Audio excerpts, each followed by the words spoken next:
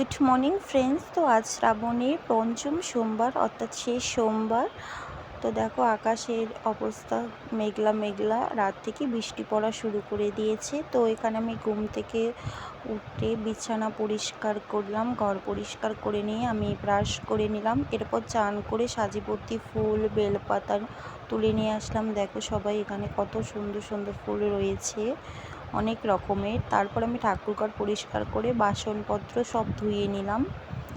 এরপর আমি সমস্ত কিছু উপকরণ রেডি করে নিলাম মহাদেবের জন্য, পঞ্চামৃতও রেডি করে নিয়েছি। তারপর মহাদেবের অভিষেক করে ধূপদীপ জ্বালিয়ে মহাদেবের পুজো শুরু করে দিয়েছি।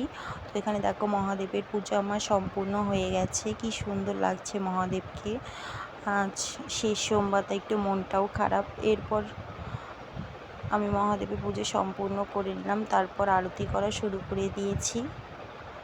এখানে দেখো এরপর আমি শিব মন্দিরে যাওয়ার জন্য সমস্ত কিছু রেডি করে নিলাম।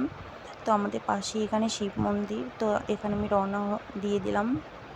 তো এখানে আমি যাচ্ছি শিব মন্দিরে। ওই যে দেখতে পাচ্ছি সবাই বটগাছটা ওখানেই রয়েছে। তো এখানে আমি পুজো শুরু করে দিয়েছি মহাদেবের।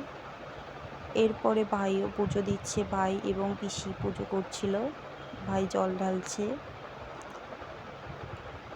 তারপর এক দিদা পুজো শুরু করে দিয়েছে মহাদেবের।